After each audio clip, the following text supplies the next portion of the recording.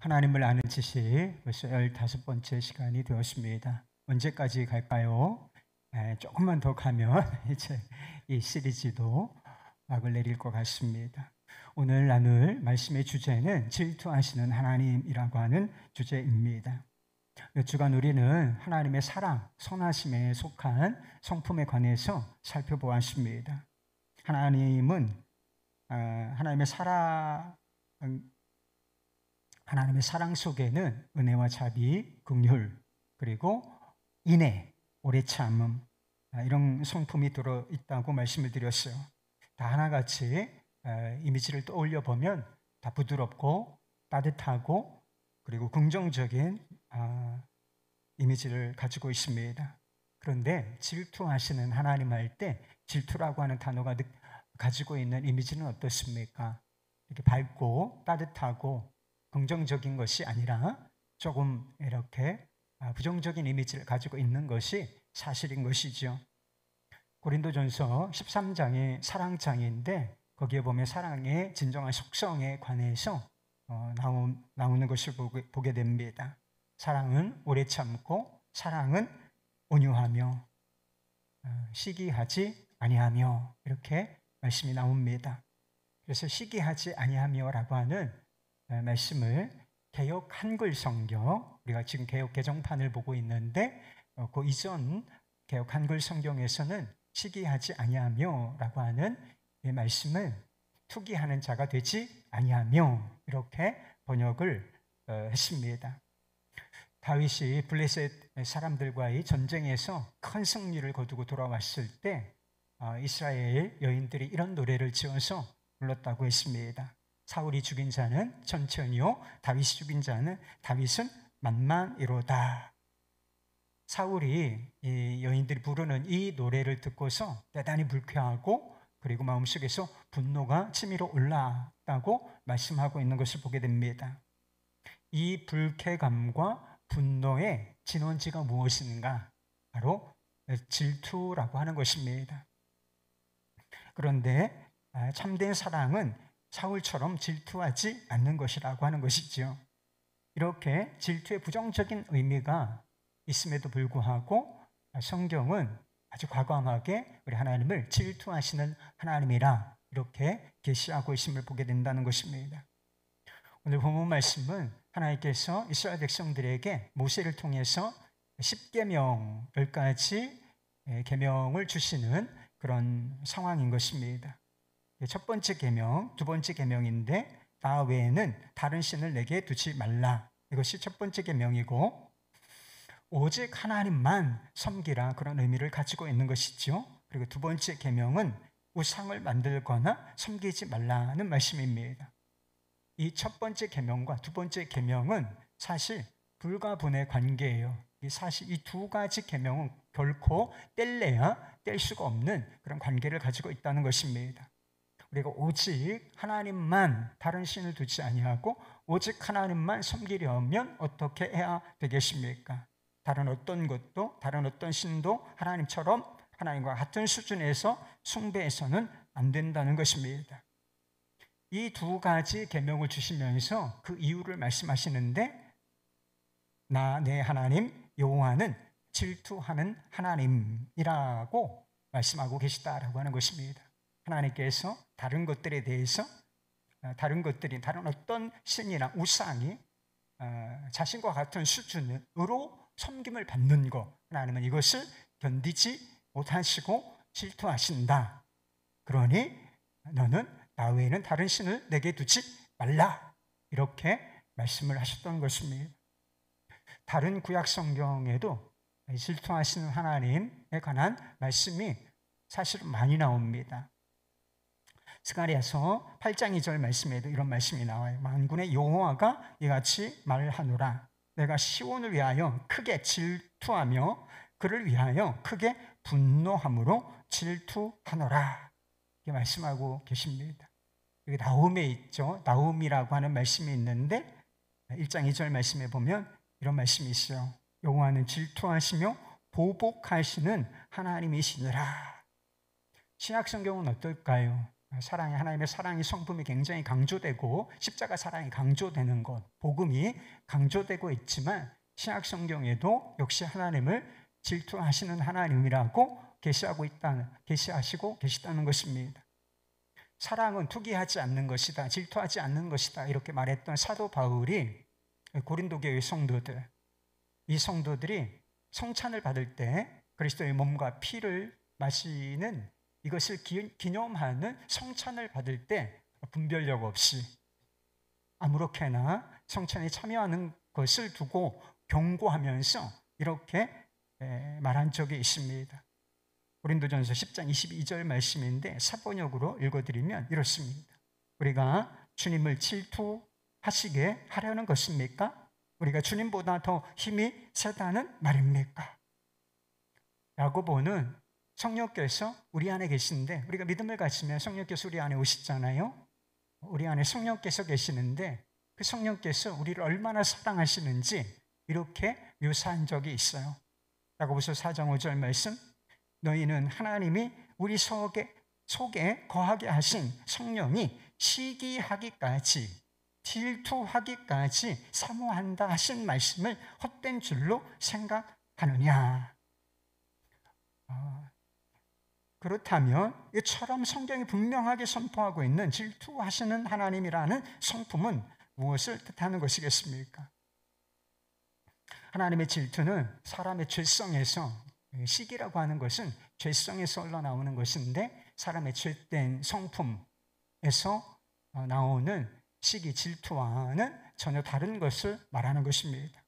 이런 분노에도 두 가지 분노가 있어요. 인간의 못된 성품, 죄성에서 흘러나오는 분노가 있는 것이고, 또 하나는 거룩한 분노, 의분이라고 하는 것이 있는 법인 것입니다. 그래서 아주 악한 상황, 이런 상황 속에서 우리 안에 정의감이 있기 때문에 분노를 느끼기도 하는 것입니다. 이렇게 거룩한 분노가 있는 것처럼 질투에도 거룩한 질투가 있다는 것입니다. 우리 하나님의 질투는 거룩한 질투인 것입니다. 은혜와 자비와 긍휼, 인내, 이것이 사랑 속에 속한 성품인 것처럼 질투 역시 이 하나님의 성품에, 사랑이라는 성품에 속한 성품이라는 것입니다. 이 사랑의 관계가 있는데 이 사랑의 관계를 순전하게 지켜내고 보호하려는 하나님의 열심, 이것을 바로 질투라고 하는 것입니다. 하나님의 질투라고 하는 것은 조금 어려운 개념이긴 하지만 좀 제가 뒤에서 빗대어서 말씀을 드리면 금방 이해가 되는 거예요. 언약적인 사랑이라고 하는 것을 전제로 하는 것이 바로 하나님의 질투인 것입니다. 하나님께서는 많은 민족 그리고 많은 사람들 중에 자기 백성, 구약시대에는 이스라엘 백성들이죠. 이스라엘 백성들을 구별하여 선택하시고 그들과 언약이라고 하는 것을 맺으셨습니다. 그 언약의 핵심이 무엇이냐? 언약이 처음부터 끝까지 다 하나님의 언약의 말씀인데 그 언약은 조금씩 각도를 달리하기도 하지만 언약의 신구약을 관통하는 하나님의 언약, 자기 백성들과 맺은 언약의 핵심은 무엇이냐? 출애굽기 6장 7절에 나오는 말씀이요.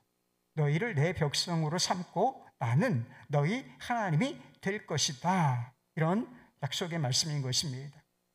이런 언약 관계는 언약의 당사자들에게 사랑과 신실함과 충성을 요구합니다.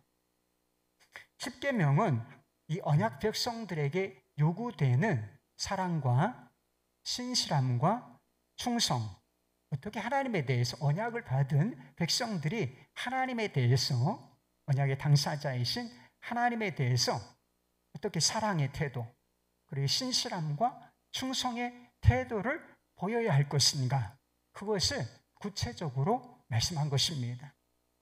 그리고 하나님께서 질투하신다라고 하는 것은 이런 언약적인 관계, 언약적인 사랑 속에서 계시된 하나님의 성품인 것입니다. 하나님께서 모든 사람들을 대상으로 질투하시는 성품을 나타내 보이시는 것은 아니라는 말씀이에요. 자신이 택하여 부르시고 언약을 맺으신 그 사람들을 대성으로만 나타내 보이시는 성품, 이것이 바로 질투, 하나님의 질투하시는 성품이라는 것입니다. 이 출애굽기가 기록될 당시에, 이 십계명 말씀이 쓰일 당시에 벌써 애굽을 비롯해서 주변국에 수많은 사람들이 살고 있었습니다. 그런데 하나님께서 이런 이방 민족을 대상으로 질투하신다, 이런 표현을 쓰신 적은 없어요.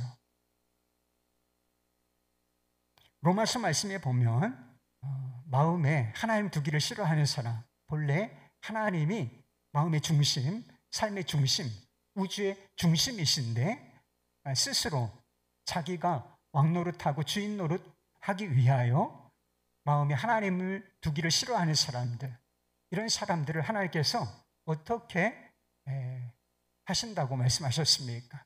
그 상실한 마음 그대로를 내어버려 두셨다.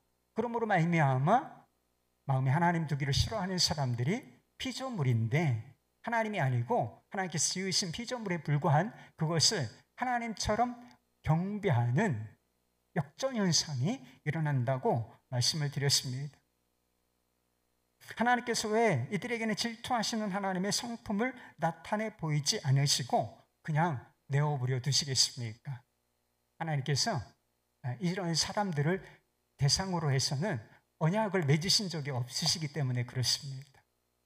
그러니까 너희들 마음대로 살아봐, 하나님을 떠나서 다른 것을 하나님처럼 섬기는 상황이 벌어졌음에도 불구하고 하나님 막 질투하신다, 이렇게 하시지 않고, 그래 너희들 마음대로 살아보거라. 그래서 아주 파괴적인 결과가 그들에게 미치도록 내어버려 두신다. 그것이 하나님의 진노라 말씀을 드린 적이 있습니다. 이 언약적인 사랑이라고 하는 것은 결혼 관계에 비유될 수가 있습니다. 결혼은 단순히 남녀가 함께 사는 것을 의미하는 것이 아니에요. 결혼이라고 하는 것은 약속으로 맺어진 사랑의 관계를 말하는 것입니다. 결혼할 때 다 서약을 하시잖아요. 서약은 다 잊으셨겠지만 결혼식의 핵심은 뭐냐? 약속이 필요하다. 약속이 필요하고 약속을 서로 신뢰하는 가운데 사랑으로 맺어지는 관계, 이것이 부부를 의미하는 것입니다. 결혼하지 않은 남자와 여자는 이성이 있죠? 사랑하는데 제한이 있을까요? 없을까요? 없어요. 누구나 다 사랑을 할 수가 있는 것이죠. 결혼 전까지는. 그래서 이 사람도 만나보고 저 사람도 만나보고 교제해보고 사랑이라는 감정이 있었다가 사라지기도 하고, 이런 상황이 있는데 이것을 탓하지는 않잖아요. 그런데 이제 결혼식이 끝났어요. 성혼 선포가, 서로 서약하고 성혼 선포가 이루어졌단 말이에요. 그래서 이제 그 다음 날부터는 어떻게 되는가? 사랑의 대상에 엄격한 제한이 생긴다라고 하는 것입니다. 그래서 몇 사람 정도를 사랑할 수 있는 정도가 아니라 결혼식이 끝나는 그 순간부터 사랑의 대상은 only one, 배우자 한 사람에게로 제한된다라고 하는 것입니다. 이성적인 사랑의 대상으로는 평생 한 남자, 평생 한 여자만 사랑하며 살아야 하는 것입니다. 이거 모르시고 결혼하셨어요? 어떻게 평생 한 여자만 사랑하고, 이렇게 세상에 여자가 이렇게 많은데, 멋진 남자가 세상에 이렇게 많은데 어떻게 평생 저 사람 한 사람 보고 살아가라는 말인가? 지금은 와서는 후회가 되죠. 그런데 실제로 결혼할 때는 이것에 자기의 삶을 메워두는 거예요. 이런 서약, 이런 관계를 기뻐하는 사람이, 기꺼이 받아들이겠다라고 결단하는 사람이 결혼식에 들어가서 서약하고 성혼이 선포된 가운데 결혼 생활을 시작하게 되는 것입니다. 언약적인 사랑에는 아주 독점적이고 배타적인 성격이 있어요. 독점과 배타 이런 것도 좀 부정적인 그런 느낌이 있지 않습니까? 그래서 기독교를 배타적이라고 이렇게 자꾸 폄하하는 경우가 있어요. 근데 사랑은 배타적인 것입니다. 진리는 배타적인 거예요. 다 진리면 그게 진리입니까, 여러분? 서로 상반된 주장이 있는데 너도 이게 포스트 모더니즘이라고 하는데 너도 진리고 너도 진리야. 다 틀리지만 다 우리는 진리다. 네가 믿고 싶은 대로 믿어. 네가 믿고 싶은 대로 진리라고 믿으면 그냥 그 진리가 되는 거야. 이 하나님이야. 믿어. 이렇게 돼버리는 것이죠. 그런데 상반되는 것이 있는데 배치되는데 어떻게 이 두 가지 다가 진리일 수가 있습니까? 진리는 배타적인 거예요. 복음 역시 마찬가지고 언약적인 사랑 역시 독점적이고 배타적인 성격이 있다는 것입니다. 결혼 관계 안에서 독점적이고 배타적인 사랑, 이것이 나쁜 것인가 한번 생각해 보세요. 배타적이다 그러면 조금 부정적인 느낌이 있다 그랬잖아요. 그런데 결혼 관계 안에서 난 당신만을 사랑해요. 저는 이제 당신께 마음 고정입니다. 나의 모든 시선을 당신께 고정하고 살겠어. 이러면 기분 나빠요, 여러분? 아니, 배우자가 나는 당신밖에 없어요. 다른 여자는 다 죽었어요, 보나. 나한테 다른 여자는 다 죽은 거나 마찬가지야. 엄연히 살아있잖아요. 근데 다른 여자는 나한테 여자가 아니야, 여보. 이제 나는 당신밖에는 없어. 이제 여보, 나는 당신밖에, 세상에 남자는 당신밖에는 없어. 이러면 화낼 거예요. 너무 배타적이잖아요, 여보. 세상에 여자가 이렇게 많은데 나밖에 없다고, 여보. 그러면서 화내실 거예요? 너무 부정적이잖아요, 여보. 마음을 넓게 가시란 말이야. 이렇게 말씀하실 거예요? 사랑의 관계가 순전하게 유지되기 위해서 꼭 필요한 속성, 이것이 바로 독점성, 배타성이라고 하는 것입니다. 만약에 배우자가 나 아닌 이성을 사랑하고 그와 성적인 관계를 맺는다고 한번 생각해 보십시오. 나는 쿨한 사람이니까, 아주 관대한 사람이니까 괜찮겠습니까? 마음대로 해요, 여보. 나는 괜찮아. 아무래도 괜찮아. 당신 마음대로 해봐. 이래도 되겠습니까? 만약 이런 상황에서 분노와 질투를 느끼지 않는 사람이 있다면 딱 한 종류의 사람밖에 없는 거예요. 배우자를 사랑하지 않는다. 이런 뜻인 거예요, 그게. 질투는 열심에서 나오는 것입니다. 질투는 에너지가 되게 강한 거예요. 열정적인 거예요. 그래서 뜨거운 것입니다. 사랑의 관계를 보호하려는 열심, 혹은 그것이 깨졌을 때 복수하려는 열심이 바로 질투인 것입니다. 하나님께서 우리를 사랑하시되 어떻게 사랑하신다는 거예요? 나는 너만 바라본다. 그리고 너도 나만 바라봐. 이런 식으로 아주 열정적으로, 독점적으로, 배타적으로 사랑하신다는 사실을 보여주시는 것이 바로 질투라고 하는 것입니다. 우리 주 예수 그리스도의 십자가가 보여주는 진리도 바로 그 진리인 것입니다. 예수님께서 십자가에서 흘리실 피를 두고서 뭐라고 말씀하신 적이 있느냐? 제자들과 십자가를 표현하고 기념하도록 제정하신 성만찬, 제정하시면서 이 포도주를 너희를 위하는 새 언약의 피니, 이것을 행하여 나를 기념하라. 마실 때마다 나를 기념하여라. 이렇게 말씀하셨단 말입니다. 하나님의 언약적인 사랑이 구약시대에 예표로서 주어진 이스라엘 백성들과의 관계 속에서는 이렇게 언약적인 사랑이 이스라엘 백성들로 한 민족으로 국한되었지만 본래 하나님의 뜻, 예수 그리스도를 믿는 모든 사람에게 하나님의 언약적인 사랑이 해당된다는 사실을 보여주신다라고 하는 것입니다. 그게 새 언약의 피다, 이런 의미인 것입니다. 우리도 그 새 언약 아래 들어와서 우리가 뭐라고 불립니까? 그래서 우리가 그리스도의 신부다, 그리스도의 신부된 교회, 그리스도의 신부된 성도들, 이렇게 표현되고 있다라고 하는 것입니다. 우리를 그 무엇도 또 그 무엇에도 내어주거나 빼앗기지 않고 싶어 하시는 하나님의 열정적인 사랑이 아니라면 결코 십자가의 사랑을 설명해낼 수가 없다라고 하는 것입니다. 하나님은 질투하시는 하나님이십니다. 그렇다면 우리 하나님께서는 언제 이런 질투, 사랑의 관계를 보호하고자 하는 이런 열심에서 나오는 질투를 느끼실까요?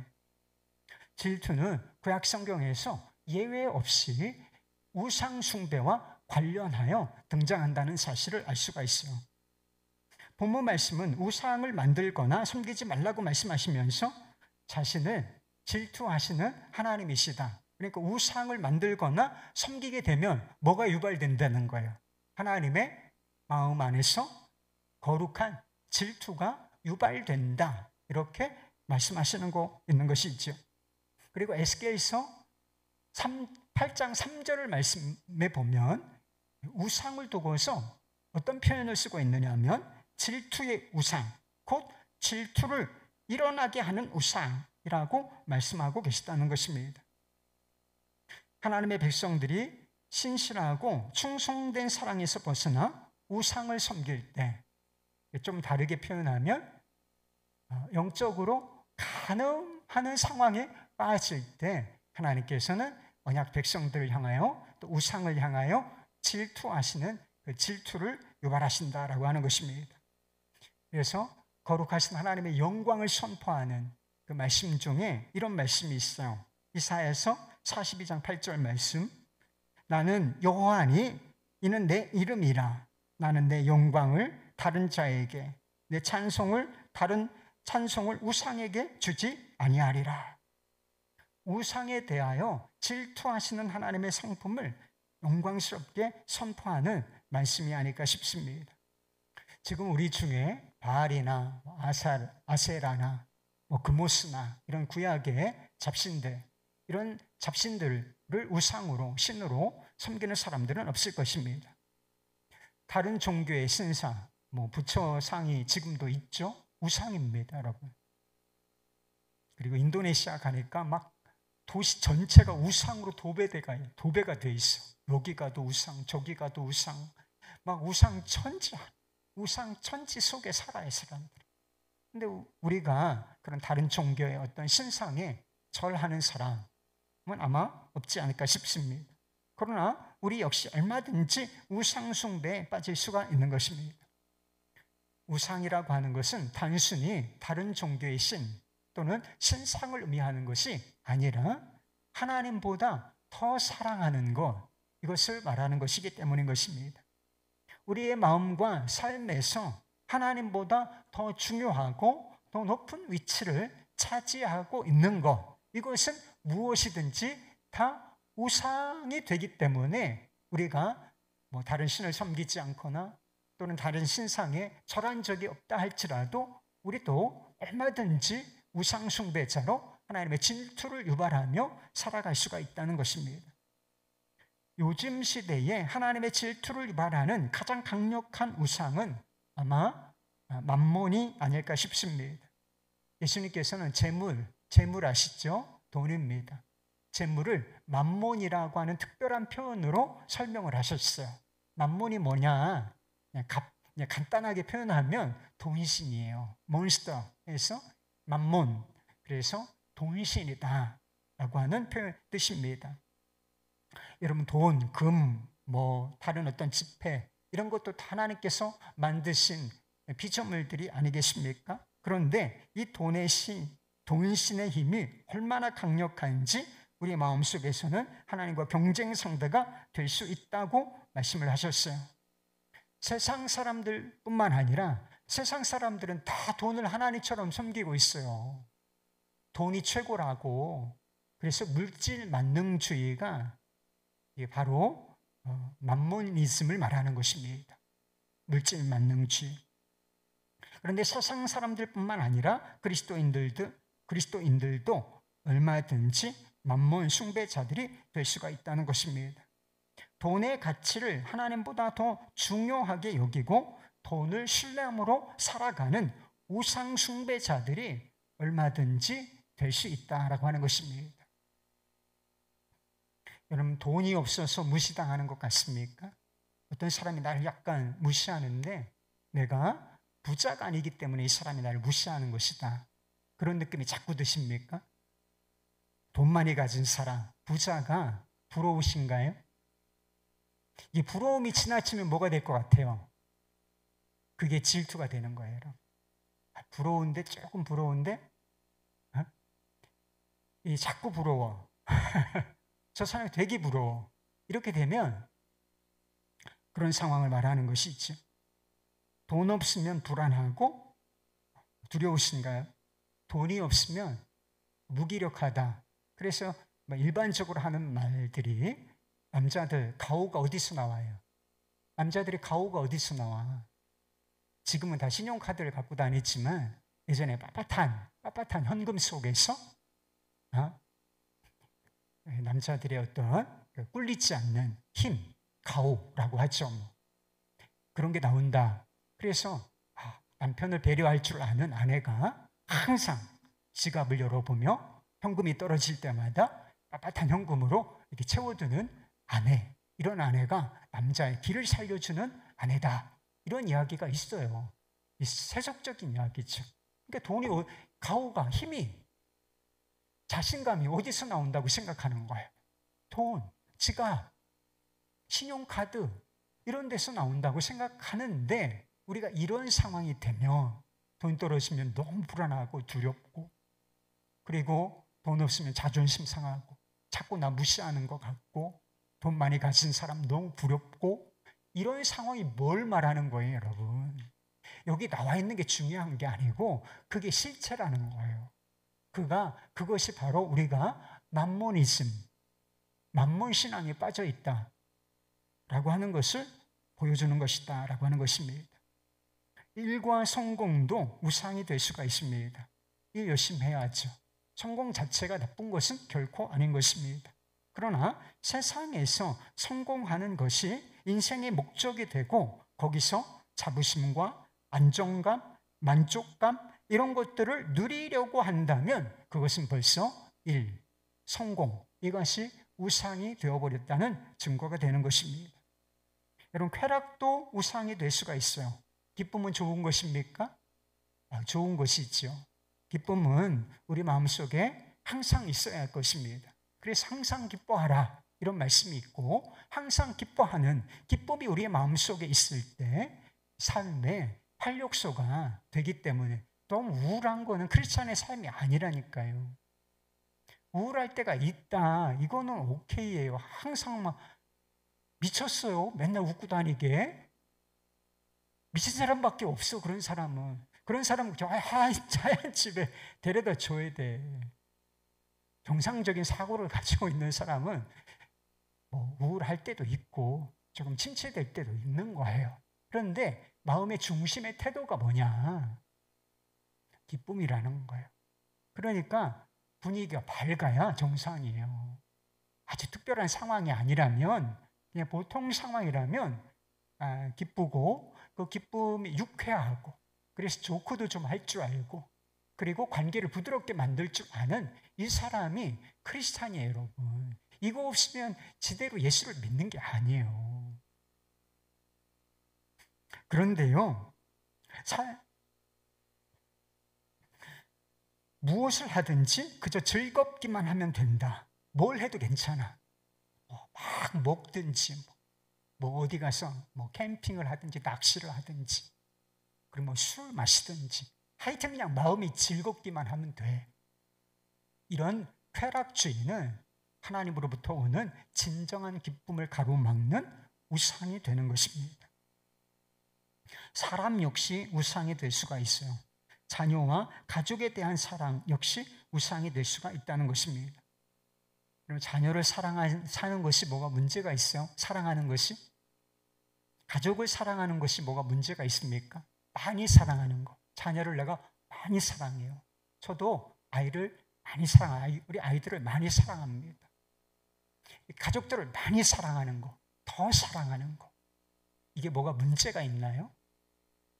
항상 우리의 사랑은 부족해서 문제지, 많이 사랑해서 사랑이 흘러넘쳐서 문제가 되는 경우는 없어요, 여러분. 자녀를 더 사랑하시길 바라요.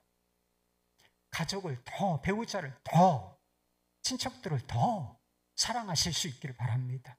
다만 문제가 되는 것이 있다면 자녀보다, 가족보다, 하나님보다 자녀를, 다른 가족을 더 많이 사랑할 때만 문제가 되는 거예요. 그렇게 되면 하나님보다 더 자녀를 사랑하고 가족을 더 사랑하게 되면 그 사람에 대한 사랑, 그 사랑, 그것이 우상으로 변질되어 버리고 만다는 것입니다. 사람이 목적이 되고 거기에서 삶의 의미를 찾아요. 그래서 내가 있으니까 내가 있다. 난 너만 믿고 살았어. 이전에 어머니 있잖아요. 어머니들, 난 너만 믿고 살았어. 너는 우리 집 대들보야. 넌 우리 집 미래야. 내 미래야. 이게 좋은 결과를 못 나요. 부모와 자식 간의 관계가 굉장히 어렵습니다. 왜 그런 줄 아세요? 하나님 역할을 해달라고 하는 거니까. 자녀들에게 또는 가족들에게, 아니 사람을 어떻게, 사람 보고 하나님 역할, 하나님이 줄 수 있는 만족과 기쁨을 내게 달라, 그런 의미와 행복을 달라, 이렇게 요구하는 삶이 되기 때문에 이게 아주 착취적인 관계가 되는 것입니다. 이런 관계는 사랑이라는 말은 들어있지만, 사랑이긴 하지만 대단히 병들고 왜곡된 사랑이기 때문에 불행한 관계를 낳는 거예요. 도망가고 싶어 합니다. 하나님께서 아브라함에게 아들 이삭을 제물로 바치라고 말씀하신 적이 있었어요. 왜 이런 명령을 하신 것일까요? 아브라함의 마음속에서 뭔가 대단히 부정적인 변화가 일어나고 있다라고 하는 사실을 하나님께서 감지하셨기 때문에 이런 명령을 하신 것이다 라고 하는 것입니다. 100세에 얻은 아들이니까 얼마나 귀하겠어요. 그냥 눈에 넣어도 아프지 않은 아들, 그 아들이 이삭이었어요. 눈에 넣어도 아프지 않는 아들, 사랑스러운 아들, 귀한 아들, 그 아들이 바로 이삭이었다는 것입니다. 그런데 아들에 대한 정상적인 사랑이 점점 너무 강해져. 그래서 하나님 위에 서려고 하는 거예요. 그렇게 변질되어 간다, 우상으로 변해가고 있었기 때문에 하나님께서 그걸 가로막고 나서신 것입니다.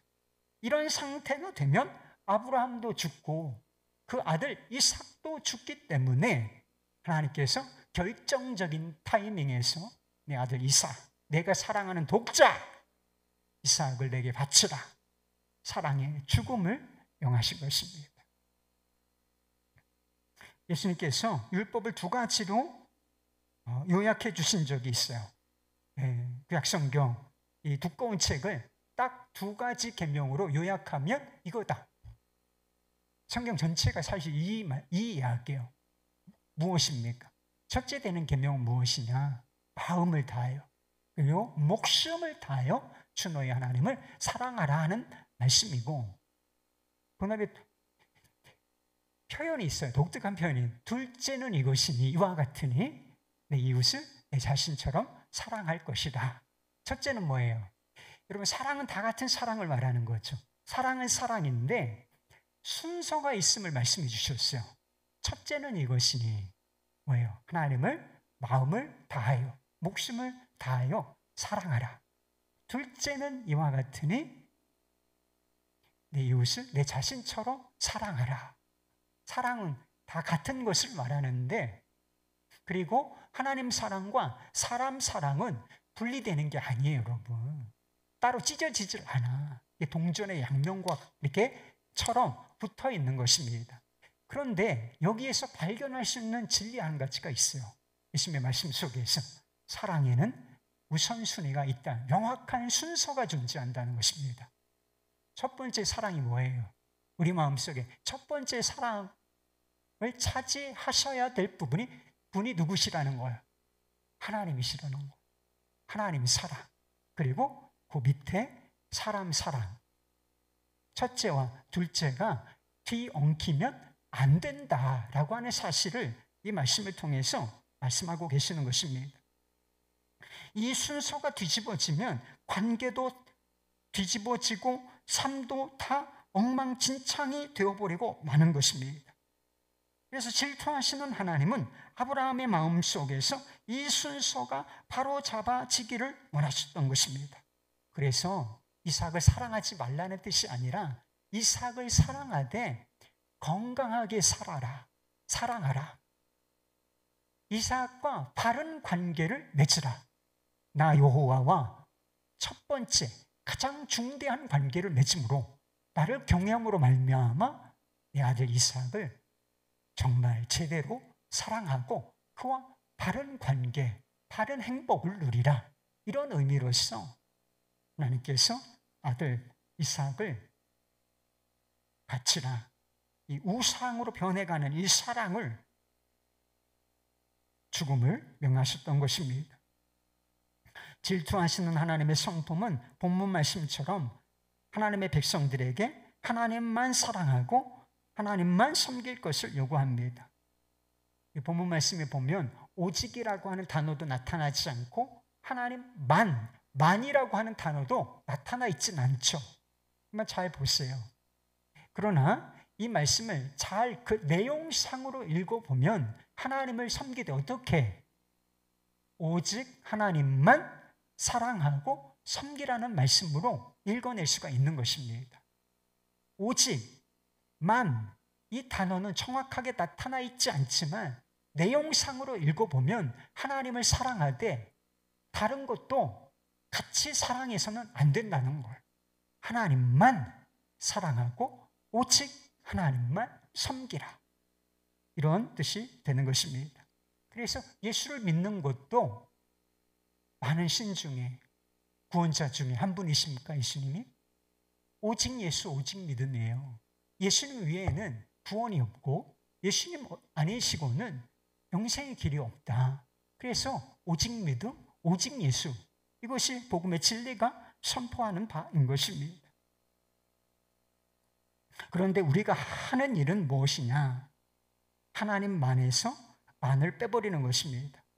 오직 예수에서 오직을 빼버리는 것입니다. 사랑과 충성에서 순수함과 열정이라는 것을 스스로 제거해버리고 만다는 것입니다.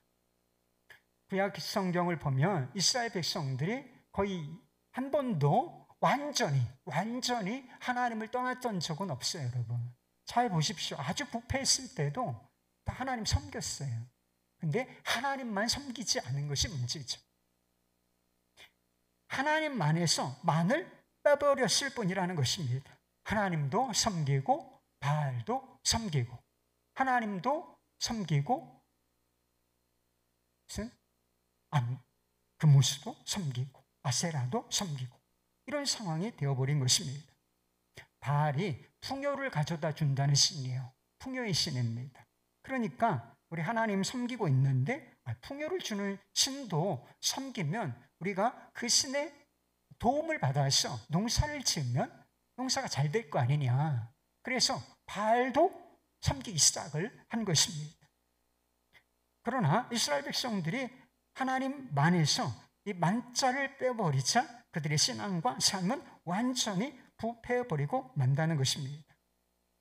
예수님께서 신약 성경에서 하나님과 재물, 이 만몬을 겸하여 섬길 수는 없을 것이다. 언약적인 관계에서 결코 하나님과 재물을 겸하여 섬길 수는 없다라고 말씀을 하셨습니다.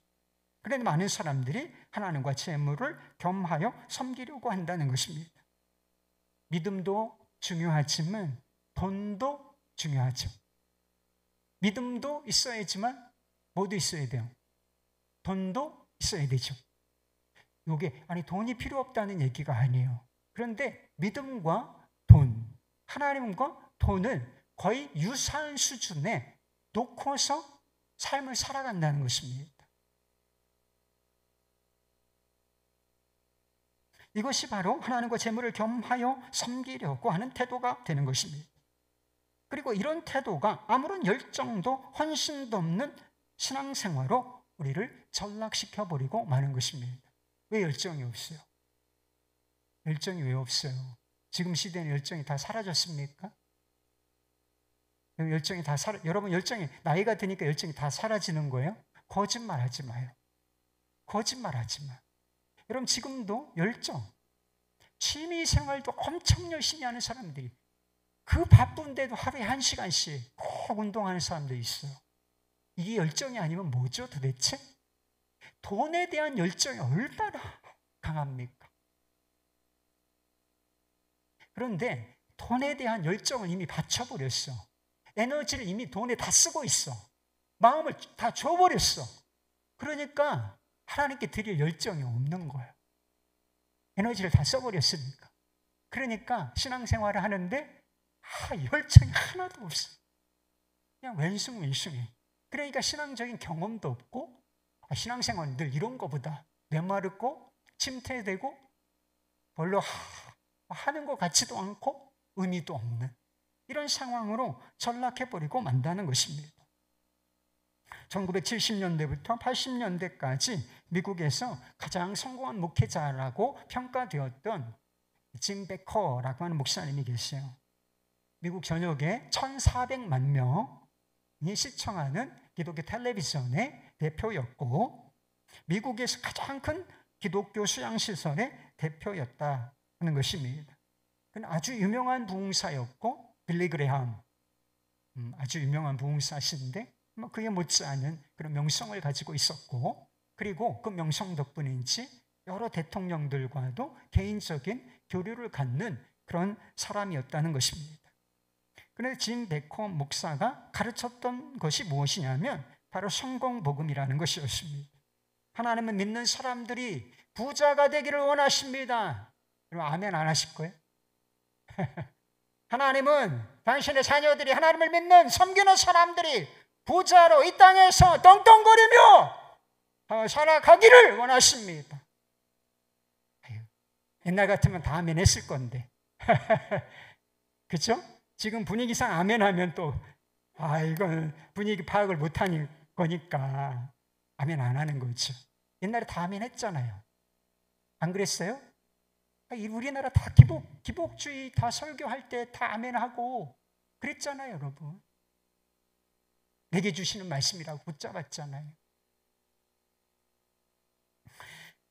그는 그리스도인들은 하나님의 자녀, 곧 왕의 자녀라고 주장하면서 왕의 자녀들이 이 세상에서 가장 좋은 것을 가지지 말아야 하느냐, 다 가질 자격이 있다, 가져야 한다, 이렇게 아주 적극적으로 가르쳤다는 것입니다.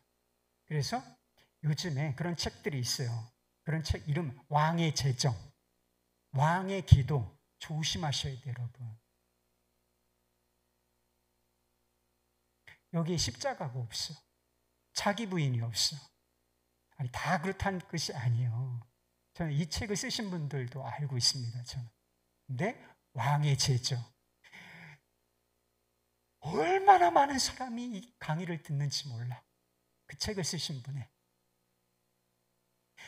뭐 유명한 목사님들 저리 가라야. 그래서 왕의 재정, 무슨 왕의 기도, 다 폄하할 것은 아니지만 정말 조심해야 된다는 거. 그랬던 그가, 이렇게 성공복음을 가르쳤던 그가 성추문으로서 명성이 추락하고, 그가 대표로 있었던 재단의 공금 유용 혐의로서 무려 45년형을 받게 돼요. 그래서 감옥에 가게 됩니다. 그리고 그곳에서 하나님의 말씀을 시간이 너무나 많으니까 다시 천천히 있는 그대로를 보기 위해서 노력했다고 했습니다. 그 결과 이렇게 고백을 하게 되었다는 것입니다. 돈에 대한 예수님의 말씀이 내 마음속에서 엄청난 충격을 주었기 때문에 나는 속이 메스꺼웠다. 내가 틀렸다. 나의 라이프 스타일이 분명히 틀렸다. 나는 나 스스로도 틀렸을 뿐만 아니라 예수님이 말씀하신 것과 정반대로 가르쳤다. 내가 많은 사람들을 잘못 인도했다는 것을 깨닫고는 마음이 무너졌다. 내가 그렇게 틀렸다는데 기겁했고 하나님이 나를 거짓 예언자로서 죽도록 때리지 않으신데 큰 감사를 드렸다. 이게 내가 틀렸었다라고 하는 책에 나오는 내용이에요. 짐 베커 목사가 가르치려고 했던 것, 그가 하려고 했던 것이 바로 하나님과 재물을 겸하여 만자를 빼버리는 것, 오직을 빼버리는 이 일을 하려고 했던 것입니다. 예수 그리스도, 이 순전한 복음에 돈과 명성이라고 하는 가짜 복음을 희석시켜 버리려고 했었던 것입니다. 그 결과가 뭐예요? 타락이라는 거예요. 부패라는 것이었습니다. 영국에 메트로폴리탄 처치라고 하는 교회가 있었는데 그 유명한 스펄전 목사님이 목회하시던 교회였습니다. 1866년쯤 되었을 때 이 교회의 교인 수가 4,366명쯤 되었다. 이런 기록이 있어요. 지금은 뭐 몇만 명씩, 뭐 10만 명 되는 교회도 있다고 하니까 메가 처치들도 있으니까 뭐 그렇게 큰 교회는 아니라고 할 수 있지만 이 당시 1866년에는 세계에서 가장 큰 교회였습니다. 그런데 하루는 스펄전 목사님이 4,000명이 넘는 성도들 앞에서 이런 설교를 하셨다는 것입니다. 사랑하는 형제 자매 여러분, 주님을 향해서 가슴이 뜨거운 사람 12명만 있다면 이 런던의 삭막하고 고독한 환경을 기쁨이 충만한 곳으로 바꿀 수가 있습니다. 그러나 4,366명이 있다 할지라도 전부가 다 미지근한 신자라면 아무것도 할 수가 없을 것입니다. 하나님께는 사람이 많은가가 중요한 게 아닙니다. 여러분, 우리가 돈 많아요? 저는 돈이 별로 없습니다. 그러니까 우리가 돈이 많은가, 이게 그렇게 하나님께는 중요한 문제가 아니라는 것입니다. 순전한 사랑에서 나오는 열정이 아니라면 사람이 아무리 많고 돈이 막 쌓을 곳이 없도록 많아도 다 아무것도 아니라는 것입니다. 하나님께서 기뻐하시는 일은 아무것도 할 수가 없다라고 하는 것입니다. 반대로 아무것도 없어도 하나님을 향한 사랑, 이 마음, 이 열정이 뜨거운 12명만 있으면 삭막한 도시도 바꿔낼 수가 있다는 것입니다. 질투하시는 하나님 앞에서 우리에게 필요한 일은 오직 이것을 회복하는 것입니다. 하나님만 섬기고 오직 예수만 사랑하고 섬기는, 따르는 삶인 것입니다. 순수함과 열정으로서 하나님을 사랑하고 섬기는 삶이 요구된다는 것입니다. 신앙이라고 하는 것은 여기저기 보험을 드는 것이 아닙니다. 분산 투자라고 하죠. 포트폴리오가 아닌 것입니다. 믿음의 법칙은 all or nothing, 전부가 아니면 전무다. 믿음이라고 하는 것은 주님께서 우리에게 모든 것을 내어주신 것처럼 우리 역시 그에 대한 응답으로서 all in 하는 것입니다. 우리 주 예수 그리스도께 우리의 삶을 완전히 내어 맡기고 그분을 나의 주, 나의 하나님으로서 섬기는 것이다 라고 하는 것입니다. 이게 믿음의 올바른 정의인 것입니다. 예수님께서는 열정을 잃어버리고 미지근해져 버린 라오디게아 성도들에게 그렇게 말씀하셨어요. 내가 차든지 뜨겁든지 하라, 이렇게 말씀하셨어요. 그렇지 아니하면 내 입에서 너를 토하여 버릴 것이다.